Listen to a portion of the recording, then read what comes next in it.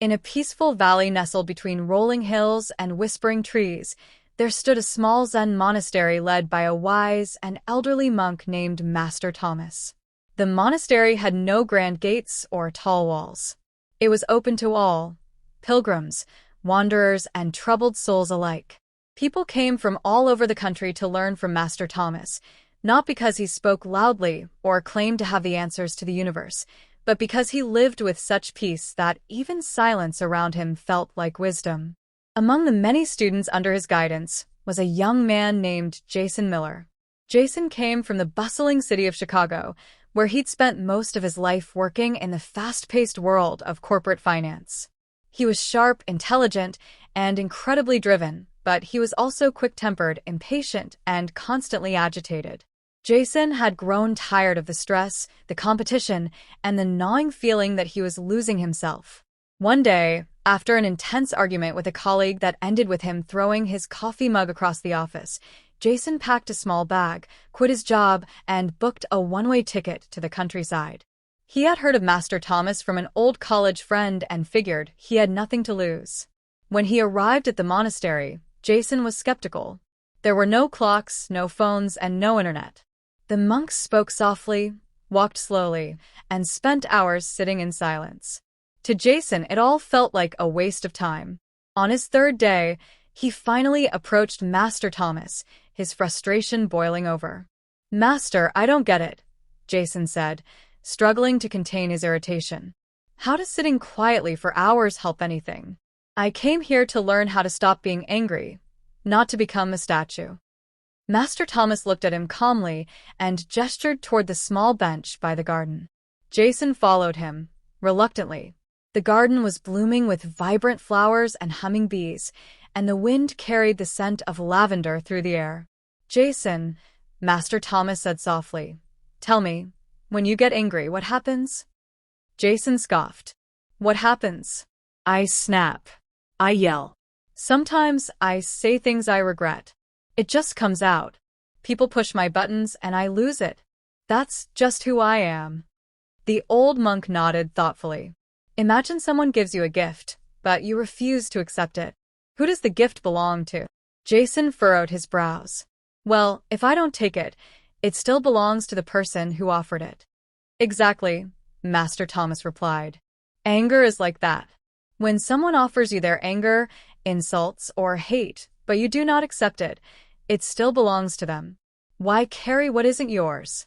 Jason was silent for a moment, digesting the words. But part of him still resisted. "But it's not that simple. Sometimes people are just unbearable. They say things that hurt. What am I supposed to do? Just smile and pretend it doesn't matter?" "No," Master Thomas said. "You don't have to smile. You only need to understand. Let me tell you a story." Jason shifted in his seat, now curious. Master Thomas continued. "Many years ago, in a nearby town, there was a hot-tempered man named Richard Evans. He was a blacksmith by trade and had hands strong enough to bend metal, but his temper was even stronger. One day, a young monk named Luke walked into town carrying nothing but a bowl and a staff. He was on a journey to visit various villages and spread kindness. When Richard saw Luke, he immediately mocked him. "Hey, look at this fool dressed in robes, pretending to be wise. Why don't you get a real job?" Luke bowed politely and kept walking. This only made Richard angrier. "You're ignoring me now? You think you're better than me?" Without warning, Richard marched up and slapped Luke across the face. Hard. The townspeople gasped, expecting a fight. But Luke stood there unmoved. Then he did something strange. He bowed again, looked Richard in the eye, and said, "Thank you. That was a reminder." Richard was stunned. "A reminder of what?" he barked. "A reminder that even after years of practice, I still have pride within me. I felt it stir when you hit me. You've helped me see it more clearly. For that, I thank you." Richard had no words. For the first time in his life, his anger had nowhere to land. The young monk turned and walked away peacefully, and Richard stood there, silent. Jason sat still, captivated. He didn't fight back. He didn't even yell. "No," Master Thomas said. Because Luke understood a truth most people overlook. Anger only grows when it finds fuel. But if you stop feeding it, if you simply observe it, understand it, it dies on its own. Jason frowned. So, what do I do when I feel it rising? Just breathe and let it be.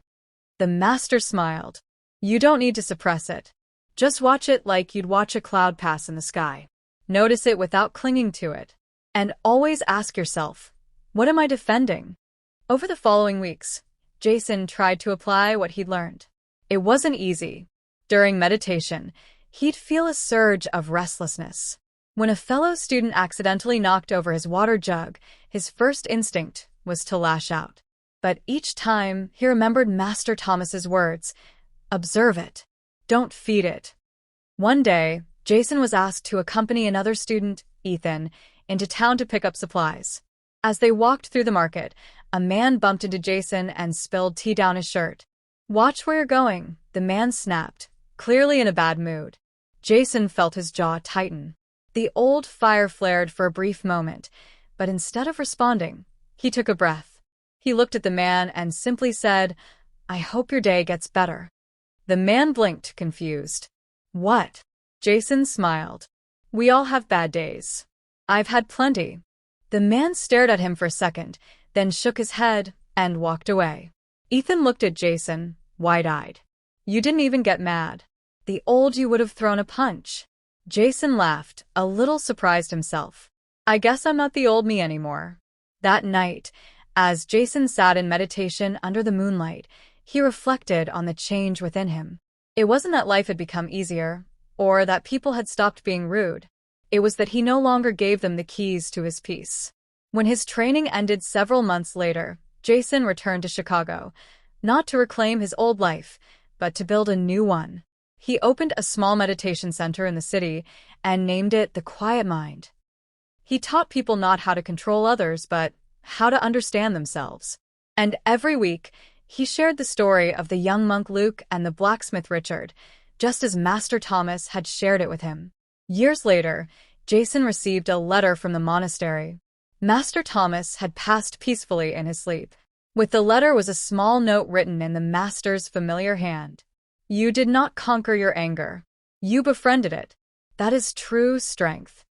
Jason smiled, bowed his head, and whispered a silent thank you to the man who had taught him the most powerful lesson of all. Because after that, Jason never got angry the same way again.